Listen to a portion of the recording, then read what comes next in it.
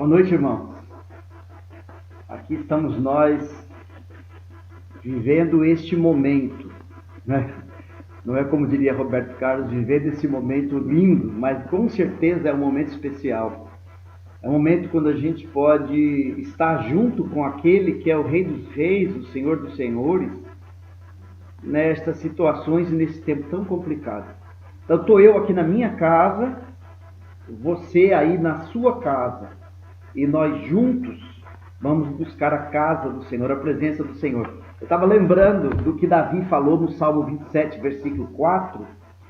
Ele diz assim: uma coisa pedi ao Senhor, é o que procuro, que eu possa viver na casa do Senhor todos os dias da minha vida, para contemplar a bondade do Senhor e buscar sua orientação no seu templo. Naturalmente, para Davi, morar na casa do Senhor, viver na casa do Senhor todos os dias, ele não estava se referindo a ficar ali no tabernáculo, né? Porque ainda o templo só foi construído por Salomão. Ele não estava falando da tenda, do tabernáculo. Ele estava falando da presença de Deus, da presença. E ele diz: olha, uma coisa eu peço, uma coisa eu quero, e o que eu quero é que eu possa viver na presença do Senhor. Essa é a única coisa que eu busco a Deus e que eu peço a Deus. E é isso que nós vamos fazer aqui. Nós vamos juntos buscar a presença do Senhor. Então, vamos orar. Feche os seus olhos. Feche os seus olhos. Por que você veio aqui? Diga para Deus. Diga para Deus por que você está presente junto com seus irmãos. Ore a Ele, agradeça a Ele, busque a presença do Senhor.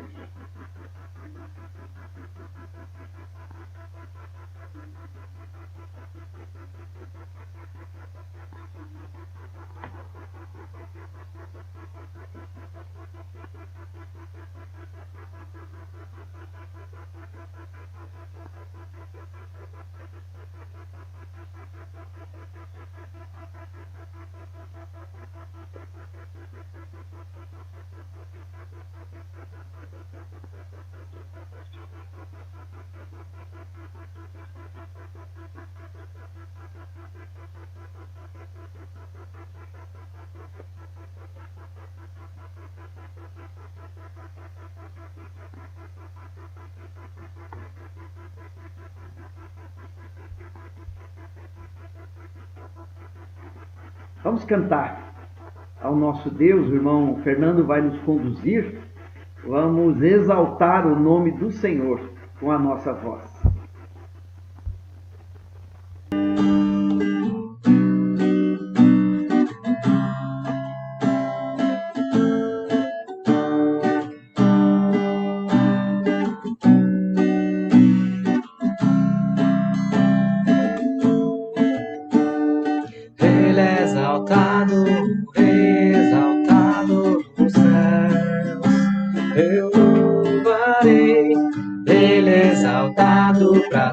Exaltado seu nome, louvarei.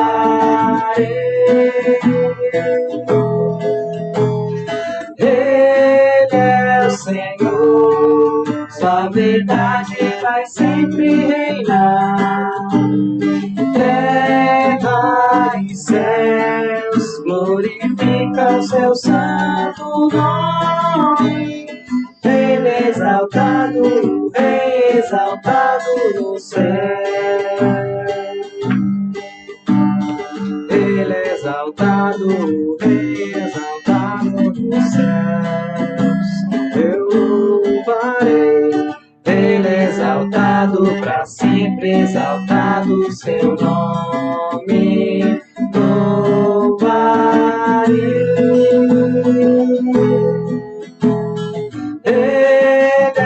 Senhor, sua verdade vai sempre reinar. Terra e céus glorificam seu santo nome. Ele é exaltado no céu.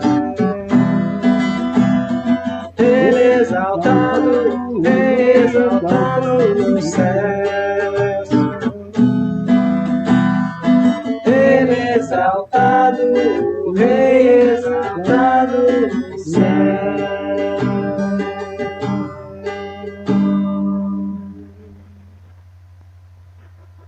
Senhor, é isso que nos traz aqui. É reconhecer que o Senhor está acima de tudo e acima de todos. É, Pai amado, colocar a nossa confiança nisso e é dizer para homens e anjos que a nossa confiança está em Ti, não está em homens, não está em ciência, não está em dinheiro, não está em nada. A nossa confiança está em Ti, nós precisamos lembrar disso, nós não cantamos para o Senhor lembrar disso, nós cantamos para que o nosso ser inteiro lembre quem é exaltado, quem é soberano sobre os céus e sobre a terra. E é assim que nós cantamos este louvor a Ti. Amém.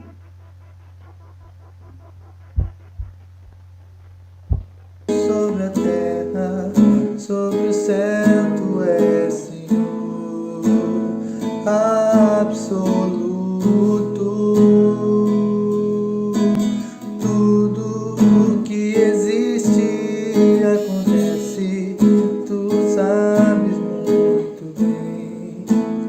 Tu és tremendo. E apesar dessa glória que tens, Tu te importas comigo também. E esse amor tão grande eleva-me, amarra-me a Ti. Tu és tremendo. Tu és soberano sobre a terra, sobre o céu. Tu és Senhor absoluto. Tudo que existe acontece, Tu sabes muito bem. Tu és tremendo. E apesar dessa glória que tens, Tu te importas comigo também. E esse amor tão grande eleva-me, amarra-me a Ti. Tu és tremendo.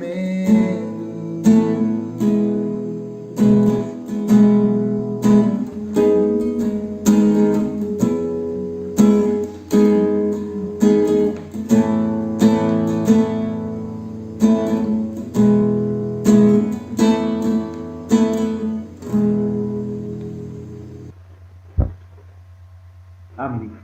Que bom a gente saber, né? Que Deus, Ele se importa com a gente. Isso é muito gratificante. Eu quero chamar a atenção de vocês, a irmã Ana Paula quer dar uma palavra e depois cantar um louvor. Vamos ouvir essa palavra que ela tem a nos dar. Eu gostaria de trazer uma palavra à igreja que o Senhor tem colocado no meu coração.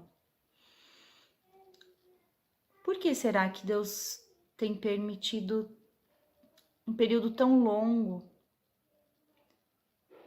de interrupção dos modelos de culto que estávamos acostumados, habituados a fazer? Você já se perguntou isso? Deus tem falado ao meu coração de que a adoração comunitária, o culto que fazemos quando nos reunimos, não tem sentido nenhum se não for precedido da adoração individual, se nós não temos o nosso tempo com o Pai, um tempo de intimidade, de comunhão, a adoração comunitária não faz sentido. Nós apenas reproduzimos costumes religiosos. E quando nós estamos com o Senhor individualmente, nós temos a possibilidade de simplesmente estarmos com Ele, conversarmos com Ele, sem nos preocupar com a roupa que vamos estar usando, se o cabelo está arrumado ou não, se a música cantada está afinada ou não. Às vezes, com o Senhor, eu me ajoelho e canto em lágrimas, muito desafinada, mas afinada na alma, alinhada com o Pai espiritualmente. E quando nós nos unimos para a adoração comunitária, muitas vezes nós vestimos uma roupa, tomamos uma postura de formalidade que nos afasta tanto da real adoração ao Senhor. E eu creio que esse momento que o Senhor tem nos proporcionado, que cada um tem que estar na sua casa, no seu canto, aí onde você tem o seu tempo de intimidade com o Senhor, Ele está nos dizendo isso, que nós temos que prestar atenção naquilo que temos ofertado a Ele de maneira comunitária. Eu creio que o Senhor não esteja aceitando muitos dos nossos cultos, porque temos feito de uma maneira tão mecânica.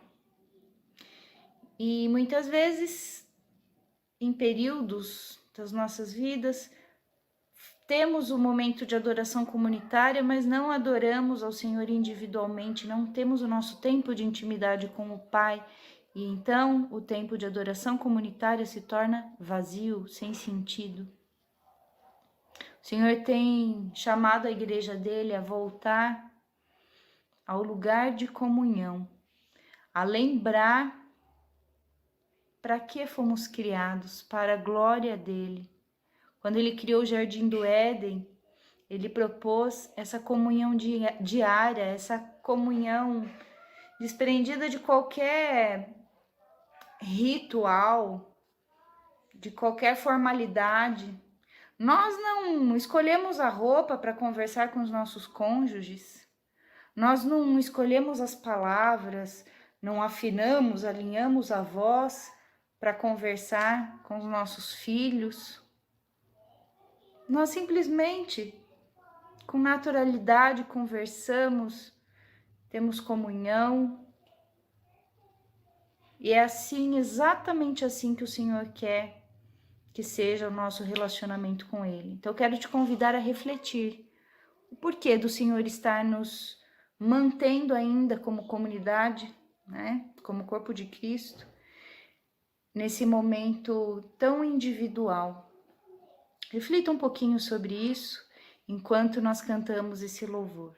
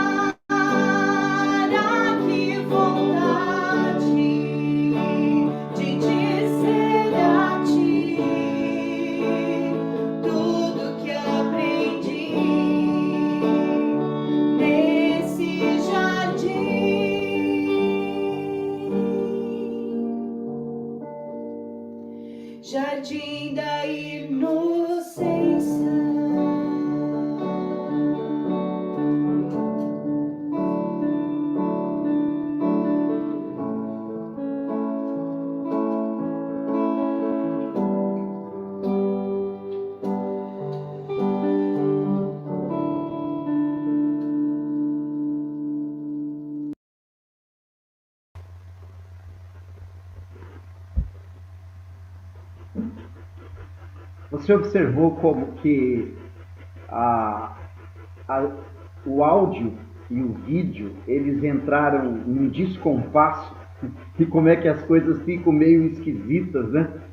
E eu fiquei ouvindo as 2, 3 músicas e percebendo isso, e fiquei pensando assim, quando os programas usados para fazer toda a produção, eles não são programas que conversam entre si na mesma linguagem, dá um descompasso.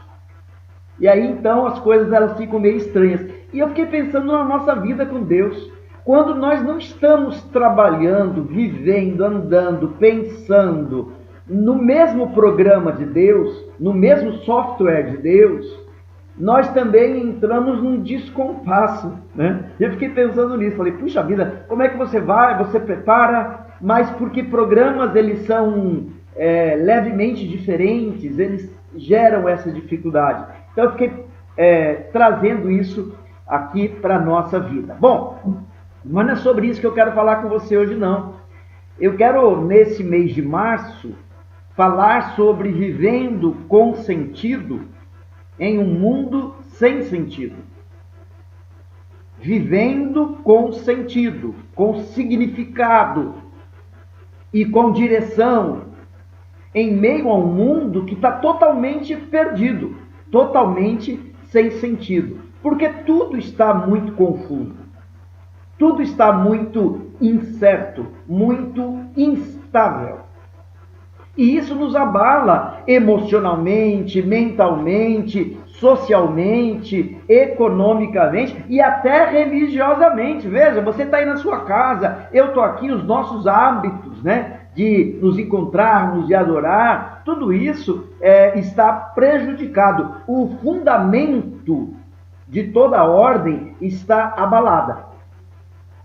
Então, como encontrar sentido na vida terrena? Como encontrar? Sabe que tem gente que desistiu de buscar. Acha que a vida não tem sentido. Tem gente que se matou. E tem gente que está pensando em se matar. Tem gente que está afogando as dores num vício qualquer. E tem gente que está vivendo numa expectativa de que amanhã tudo será melhor. Exatamente por isso que no mês de março eu vou pregar sobre vivendo com sentido num mundo sem sentido. O meu objetivo é ajudar você a encontrar estabilidade no meio de um ambiente tão instável. E a partir daí você ter duas virtudes tão necessárias: serenidade e paz. Você quer serenidade e paz?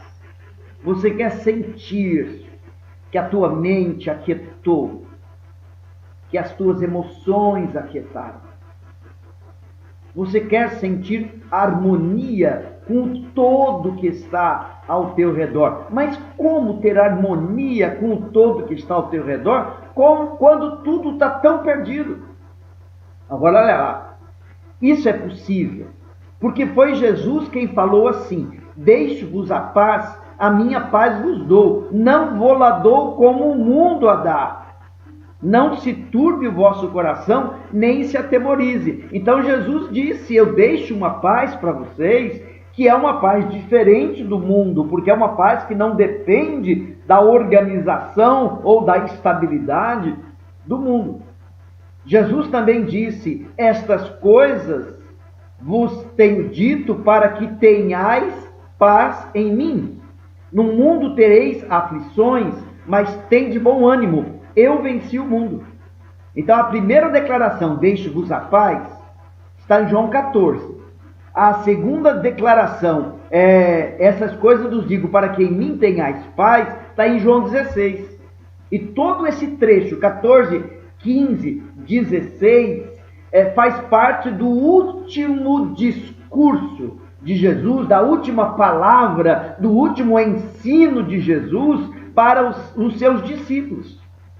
Porque situações que aconteceriam logo no dia seguinte, tudo isso Jesus disse na quinta noite, naquele momento quando ele lava os pés aos discípulos, naquele momento quando ele faz a ceia.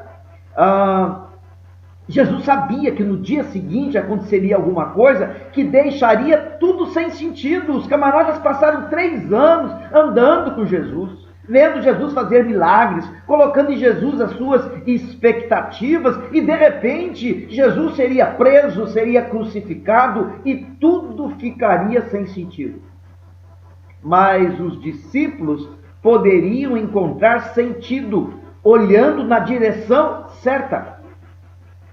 E nós somos assim.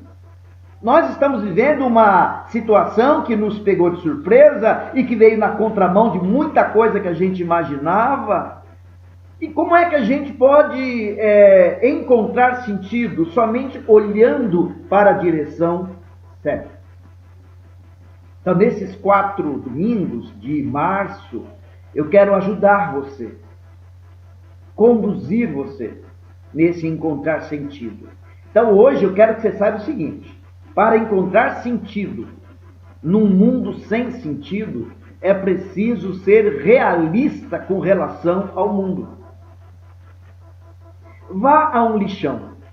Tente encontrar sentido nas coisas que estão no lixão. Tente encontrar sentido na maneira como as coisas estão dispostas, no estado de conservação que cada coisa está. Não há sentido. E você pode entender o lixão quando você percebe isso, que você está no lixão. E não adianta no lixão você procurar que tudo esteja arrumado, tudo esteja organizado, tudo esteja bem disposto. Você sabe que lá é um lixão. Tentar ver o lixão como um armário é uma tolice. Encarando como lixão, talvez você possa garimpar alguma coisa de valor no meio de tudo aquilo. O mundo é como um lixão. Tem um monte de coisas. Tem o resto de um monte de coisas. Tem um monte de coisa estragada. Tem a sobra de um monte de coisa. O bagaço de um monte de coisa. E desde que o pecado entrou no mundo, é isso que a história vai mostrando. É isso que a história vai mostrando. Você tem a queda do homem no pecado em Gênesis 3, em Gênesis 4 você já tem aquela bagunça de Caim matando Abel. E dali por diante, você vai seguindo a história registrada nas Escrituras, que na verdade reflete, mostra, ilustra a verdade que acontece também fora do que está registrado nas Escrituras. Quando você lê e acompanha a história, você vê isso. Então, para lidar com o mundo, com o realismo, é preciso abandonar a ingenuidade. Nós não vivemos mais no jardim de delícias. Nós não vivemos mais no jardim do Éden. Nós não vivemos mais num lugar perfeito. A vida não é um alegre passeio no parque num domingo à tarde. Salomão, no livro de Eclesiastes, ele fala sobre isso. Aliás, a palavra que Salomão mais usa no livro de Eclesiastes é vaidade. Vaidade. E eu vou ler para você Eclesiastes capítulo 1, versículos 16 e 17, aonde logo no começo do livro, Salomão fala assim, fiquei pensando, eu me tornei famoso e ultrapassei em sabedoria todos que governaram Jerusalém antes de mim. De fato adquiri muita sabedoria e conhecimento, por isso me esforcei para compreender a sabedoria, bem como a loucura e a insensatez, mas aprendi que isso também é correr atrás do vento. A expressão na revista atualizada é vaidade. Nessa tradução, isto é correr atrás do vento. Imagine o vento e você correndo atrás. Pega o quê? Pega nada. Não consegue nada. Correr atrás do vento é correr e não pegar nada. Leia o livro. Se você nunca leu Eclesiastes, leia Eclesiastes. Leia Eclesiastes para perceber a vaidade da vida, como que a vida é passageira, como que a vida ela é fugidia. Salomão ele fala sobre isso. Não pense que a sua vida será sempre uma vida segura, que você sempre vai ser feliz. 2020 prova que não, provou, né? Porque por incrível que pareça, nós já estamos no mês 3 de 2021. E 2020 provou pra gente que não, que quando você pensa que tudo tá bem, que tudo tá seguro, mostra que não. E se você fica chateado e bravo com isso, é porque você não atentou àquilo que Deus falou nas Escrituras. É ingenuidade pensar que você pode prever o que vem. 2020 provou que não. Quem de nós, quando vivemos a transição de 19 para 20, imaginava que as coisas seriam do jeito... Ninguém. Nem o homem mais rico do mundo, nem o homem mais poderoso do mundo, nem o império, ninguém podia imaginar que nós teríamos 2020 do jeito que foi.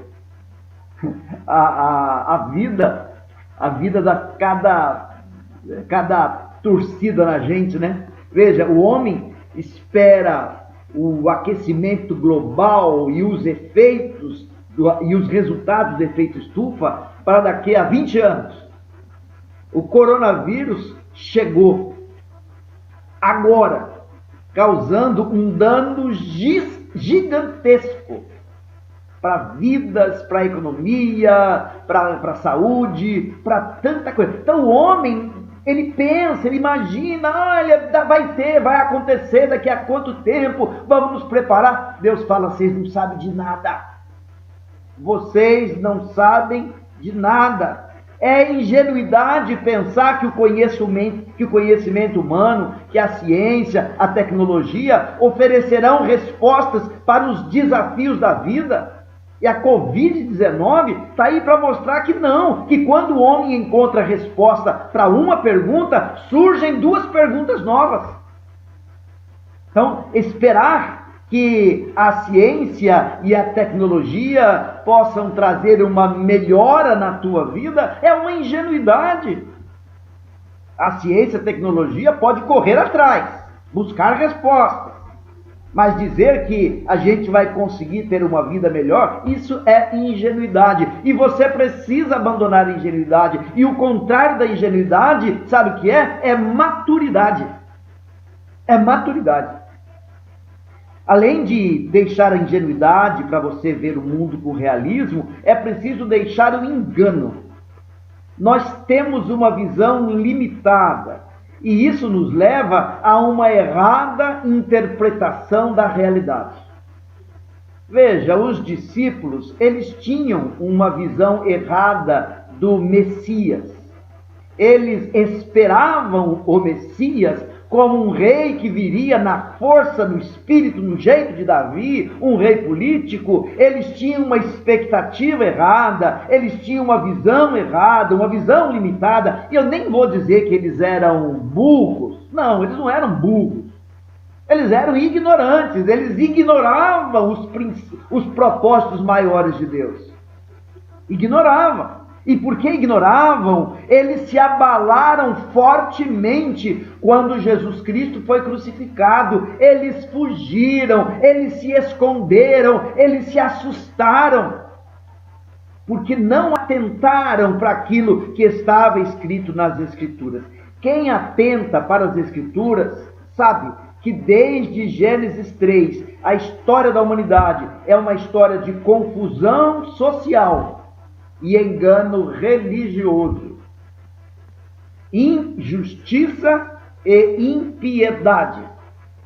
Essas duas palavras marcam o comportamento do homem desde que o pecado entrou. O homem que vive em injustiça na relação com o semelhante. O homem que vive em impiedade na relação com Deus. E é por isso que Jesus fala que os dois mandamentos são amar a Deus sobre todas as coisas, que é o antídoto à impiedade, e amar o próximo como a si mesmo, que é o antídoto à injustiça. O homem, ele busca, através das suas conquistas e das suas crendices, sentido para a vida. Então vai lá o homem querendo conquistar, querendo construir os seus impérios, porque cada pessoa quer construir o seu império, cada pessoa quer alargar o espaço do seu domínio, cada pessoa quer controlar a realidade da sua vida. Então o homem, nós seres humanos, nós vamos buscando através das conquistas sentido para a vida. Não é assim que as pessoas são. Elas querem estudar, elas querem trabalhar, elas querem construir, elas querem realizar conquistas, achando que com conquistas a vida vai ter sentido. E não é só através de conquistas, é através das crendices. O homem vai colocando fé em crenças, né? E olha, não é só crenças religiosas das várias formas, não. Crenças mesmo acerca da vida, né? De que a vida será melhor, ou será assim, ou poderá controlar. Através das crendices, o homem procura encontrar sentido para a vida. Os profetas do Velho Testamento, eles combatiam de frente as injustiças geradas pela busca das conquistas e a impiedade gerada pelas crendices religiosas. Pode ler os profetas do Velho Testamento. Pode ler. Você vai ver lá o seguinte. Aliás, hoje, acho que essa madrugada eu estava lendo Obadias. Acho que foi Obadias. E ele falava o seguinte, Deus levantava um dedo contra Edom. Edom são os descendentes de Esaú, né? Os descendentes de Esaú. E levantava e dizia, olha, vocês, quando viram os descendentes de Jacó, do seu irmão, o povo de Israel, caindo no cativeiro, vocês se alegraram. Vocês se alegraram com isso. E aí então, o profeta, ele coloca o dedo naquela ferida e ele combate aquela injustiça gerada pela busca da conquista. E os profetas também, eles combatiam a impiedade das crendices religiosas. Porque Israel estava sempre olhando aquilo que os povos ao redor criam e colocando a sua confiança nos deuses dos povos ao redor. Aliás, Paulo, em Romanos 1,18, fala que a ira de Deus se revela do céu contra toda impiedade e perversão dos homens que detêm a verdade pela injustiça. Então, Paulo, ele pega em Romanos, capítulo 1, e ele puxa a mesma acusação feita pelos profetas lá do Velho Testamento, dizendo que a ira de Deus se manifesta contra a injustiça dos homens e contra a impiedade dos homens. A ira de Deus se revela porque o homem se relaciona com Deus de maneira errada e se relaciona com o seu semelhante de maneira errada também. E nós que fomos alcançados pela graça de Deus e que recebemos o Espírito de Deus, somos chamados a nos relacionarmos com Deus e com o próximo de maneira correta, de maneira adequada. É preciso ficar atento ao engano que vem até nós pelo pai da mentira.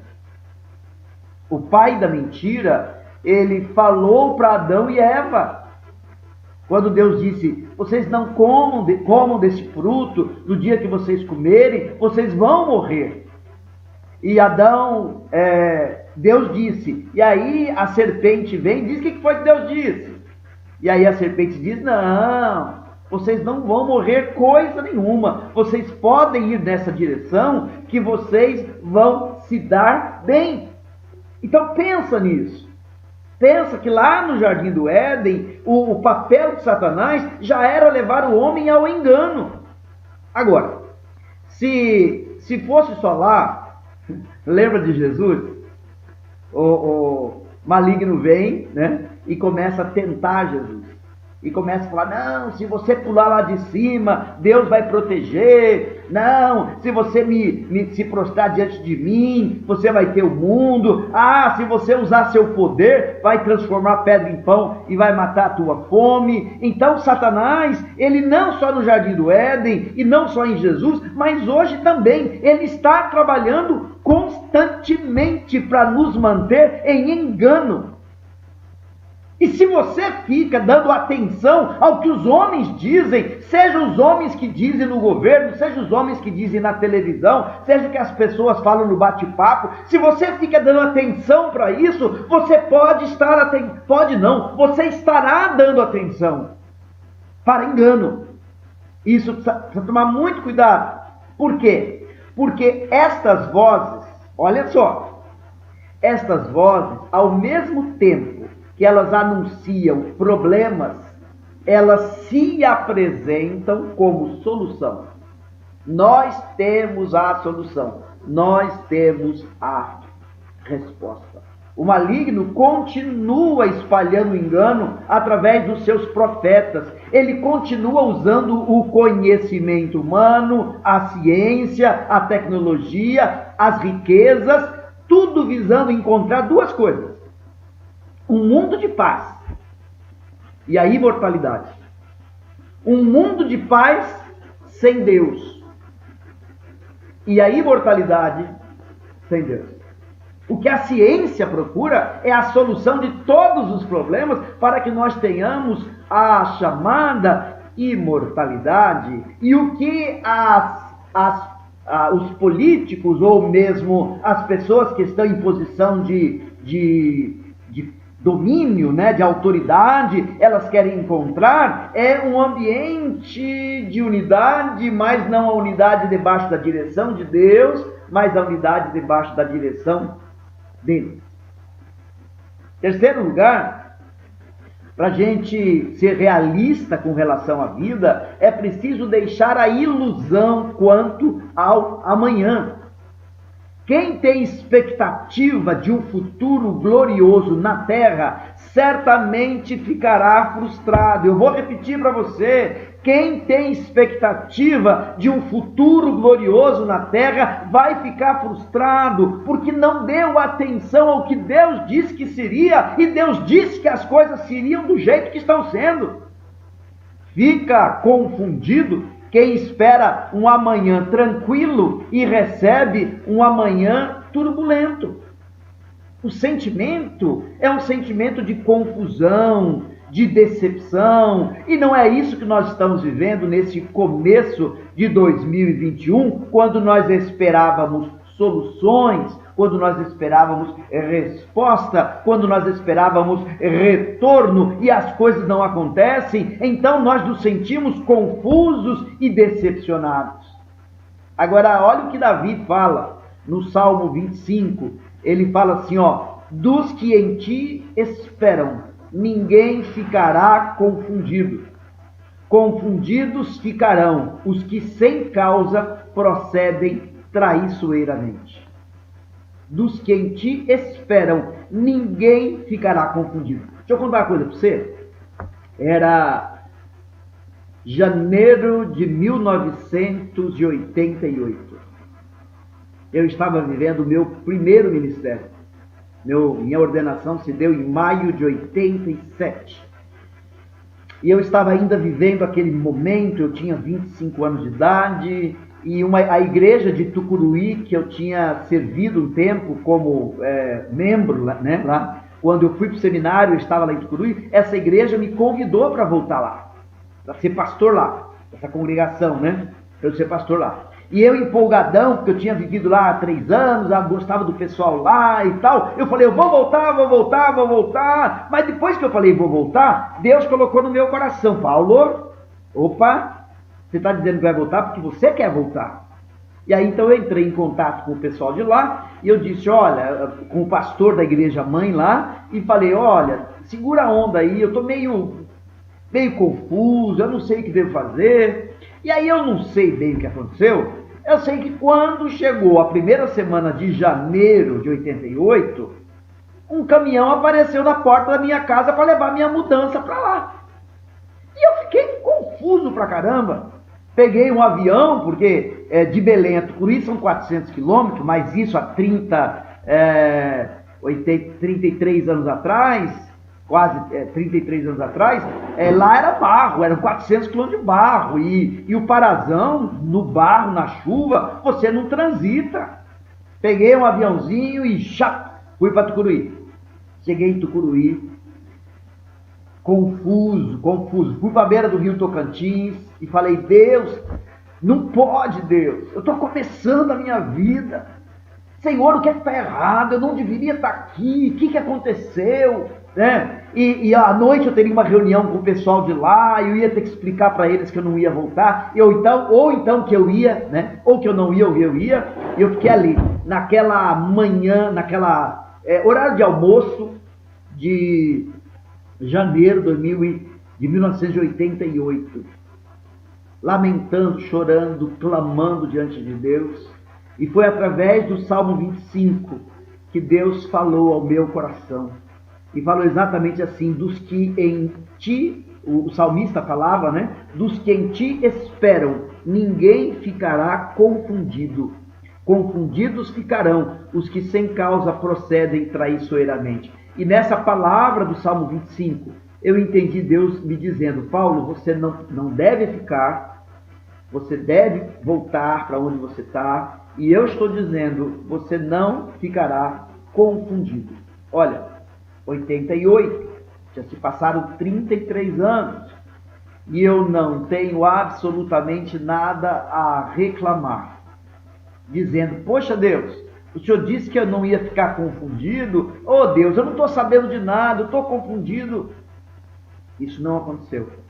Então quem espera em Deus, não estou dizendo para você que nesses 3 anos tudo foi um mar de rosa, não estou dizendo para você que nesses 3 anos eu fui um santo, não estou dizendo que nesses 33 anos eu não tive dificuldade, não, muitas. Nesses 33 anos, 23 eu estou aqui em Porto Feliz, né? E 10 anos antes. Mas uma coisa eu posso dizer, se eu morrer hoje, eu não morro confundido. Eu morro, aliás, Paulo que dizia, né? Eu sei em quem tenho crido e estou bem certo que é poderoso. Então, olha lá, olhar sem ilusão te livra da decepção. Olhar com ilusão para o amor te leva à decepção. Olhar com ilusão para os negócios te leva à decepção. Olhar com ilusão até na vida com Deus, se for por ilusão, você vai ficar decepcionado. Agora, ver as coisas com realismo, não. Ilusão é ver as coisas como gostaríamos que fossem. Realismo é ver as coisas como são. Então você pode escolher se você quer colocar a sua expectativa do que você gostaria ou colocar a sua expectativa nas coisas como elas são de verdade. O iludido, ele se deprime e o realista se fortalece. O iludido se deprime não por causa das circunstâncias. Pense só, duas mães. As duas perdem um filho. Uma se deprime, se afunda, porque o filho morreu. Outra, que o filho também morreu, não se afunda. A circunstância foi a mesma. O que mudou entre uma e outra, que levou uma a se deprimir e a outra não se deprimir? Foi pensar errado sobre a vida, foi pensar que o filho nunca morreria, foi pensar que a morte nunca chegaria, foi pensar que nada aconteceria que abalaria a sua vida, foi manter essa crença, foi manter essa ideia de que a vida é um mar de rosas, e quando as coisas vêm e acontecem, então a pessoa se afunda. Ela se afunda. Então, a ilusão, ela deprime. O realismo não. O realismo fortalece. Eu sei que a vida, ela é assim e eu preciso enfrentar isso. O iludido rejeita os fatos e por isso se deprime. O realista, ele procura significado nos fatos e por isso se fortalece. Né? Veja, na palavra da Paula, ela estava nos levando a refletir sobre a adoração. Né? Você já parou para pensar por que Deus permitiu que isso acontecesse? Então, o que é isso? É uma busca de significado neste momento. É uma busca de sentido, uma busca de significado. O iludido, ele lamenta, porque as coisas não são do jeito que gostaria. O realista ajusta para viver com as coisas do jeito que elas são. Por isso, vem uma pergunta para a gente encerrar essa fala. Os teus olhos estão no real ou no imaginário? Os teus olhos estão naquilo que é realidade ou naquilo que você imagina e gostaria que fosse? Olha lá, Deus é real. A Bíblia fala que de geração em geração Ele é Deus.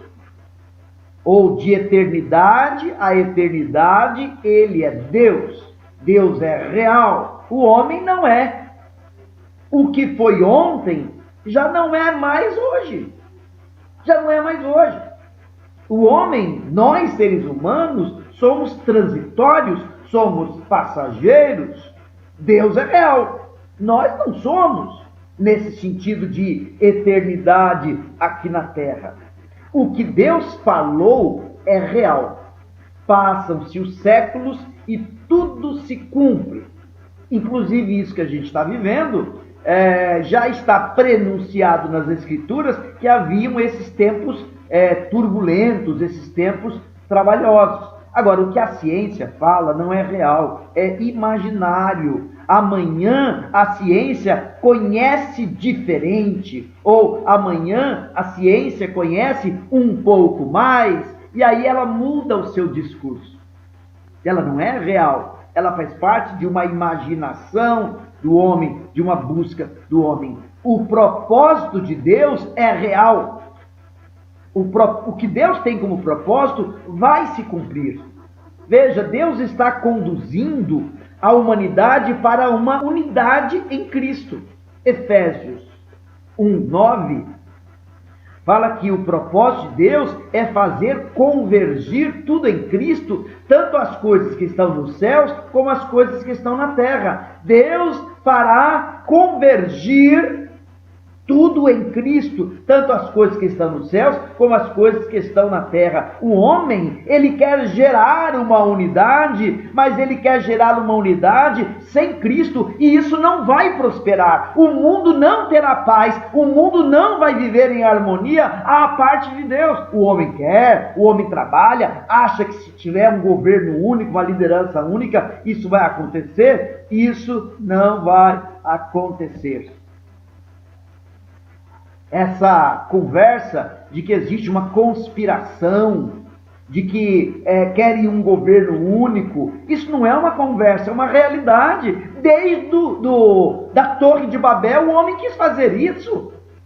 A história de todos os impérios é querer fazer isso. O homem, ele quer fazer. Na verdade, assim, Deus, ele vai fazer. Mas o diabo, como é um invejoso, ele quer levar o homem a fazer isso sem Deus. Não vai prosperar. Não vai dar certo. Por isso, essas conspirações que você ouve por aí, ouça, tudo bem, analise, mas não coloca nisso o seu coração. Porque essa unidade, ela só acontecerá debaixo do projeto de Deus, que é fazer convergir tudo em Cristo. Deus está gerando um mundo em perfeita paz e harmonia. O homem quer fazer um mundo em paz sem Cristo. Isso não vai prosperar. O mundo pensa que com uma liderança única, com boas medidas, com boas leis, a paz e a harmonia chegarão. Isso não vai prosperar. Mas o mundo terá paz. Porque nenhum propósito de Deus fica sem se realizar. Um dia todo joelho se dobrará e toda língua confessará que Jesus Cristo é Senhor, para a glória de Deus Pai. E aí todos nós estaremos debaixo da liderança e todo rebelde será colocado fora da casa de Deus. No inferno será condenado nessa alienação de Deus. O que o mundo quer fazer sem Cristo não vai prosperar. Deus está concedendo eternidade em Cristo. O homem, pela ciência, ele quer encontrar eternidade sem Deus. Isso não vai prosperar. Existem projetos específicos com milhões e milhões e milhões injetados nesses projetos para poder encontrar aquilo que eles não chamam de imortalidade, aquilo que eles chamam de amortalidade. Qual a diferença? A imortalidade é o homem que nunca morre. A amortalidade é o seguinte: o homem não morreria mais por nenhuma doença, por nenhuma disfunção, por nenhum desequilíbrio. Ele até poderia morrer por causa de um acidente, né? Então um carro vir, ele cair de uma altura e tal, aí ele viria a morrer. Mas ele não morreria mais por enfermidade nenhuma. Isso é a chamada amortalidade. O homem quer encontrar essa amortalidade. Deus não. Deus está realizando a imortalidade e ele fez isso através da pessoa de Cristo Jesus, através da pessoa de Cristo. Olha só, uma grande dose de realismo trará estabilidade e segurança para você. Você quer encontrar sentido num mundo sem sentido? Seja realista. Seja realista com aquilo que as Escrituras dizem. Seja realista com aquilo que a história mostra. Seja realista com aquilo que as circunstâncias comprovam. E dessa maneira realista de ver a vida, olha para aquele único que assentado num alto e sublime trono se mantém. Os homens vêm e vão, as descobertas chegam e vão. Deus continua Deus. Semana que vem, eu quero continuar com você nessa caminhada buscando sentido numa vida sem sentido, para que cada um de nós não vá se ferindo e não vá se prostrando e se fragilizando com tanta coisa que a gente vê e a gente ouve por aí. Vamos orar? Vamos orar. Ó Deus, nós queremos, amado Deus, reafirmar a nossa confiança em Ti. Amém, meu irmão? Se você quer reafirmar a sua confiança em Deus, diga amém. Deus querido, nós queremos reafirmar a nossa fé que o Senhor é o único Deus dos céus e da terra. Amém? Nós queremos, Deus amado, confirmar que a nossa confiança é colocada em Ti, não é colocada em homens, em coisas, em pessoas. Amém? Sim, Deus querido, nós queremos reafirmar isso e rogar que o Teu Espírito Santo nos conduza, nos dê clareza quanto à nossa vida e à nossa caminhada. Senhor, concede paz ao coração dos irmãos, para que os irmãos fiquem confiados e confortados na Tua presença. Isso é o que nós pedimos em nome de Jesus. Amém.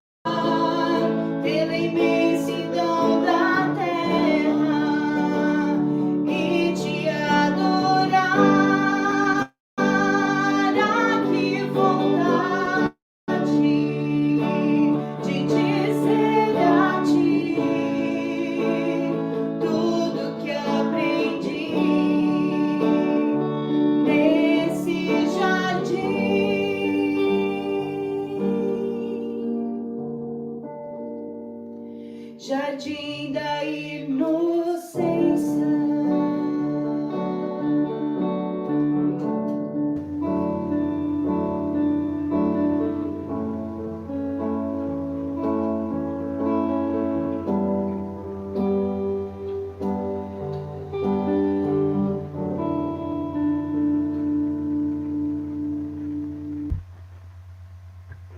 Sabe o que é maravilhoso? É que as escrituras que começam com um jardim terminam com uma cidade. E uma cidade que desce do céu, ataviada, adornada como noiva que vem para o seu noivo. O Senhor vai estar preparando esse lugar de plena paz. O Senhor está preparando esse lugar que confere sentido a toda a nossa história. Que Deus abençoe você. Olha, o nosso momento de culto, ele continua quando nós fazemos o culto presencial, né? Às vezes nós oramos em pequenos grupos, 3 em 3, 4 em 4, nós intercedemos.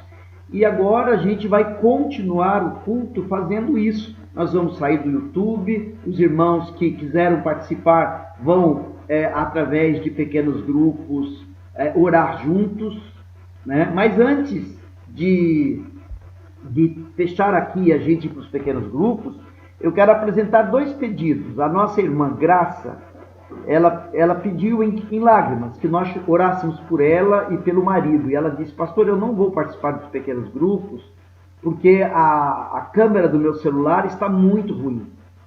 Mas eu quero que vocês orem por nós. O Onofre não está nada bem, né? Agora ele não está mais daquela maneira agitada, mas ele está, como ela diz, ele está paradão, né? E isso tem incomodado o coração dela. Orem pela Graça, pelo Onofre. A nossa irmã Vera também pediu que nós orássemos pela sua cunhada Neide.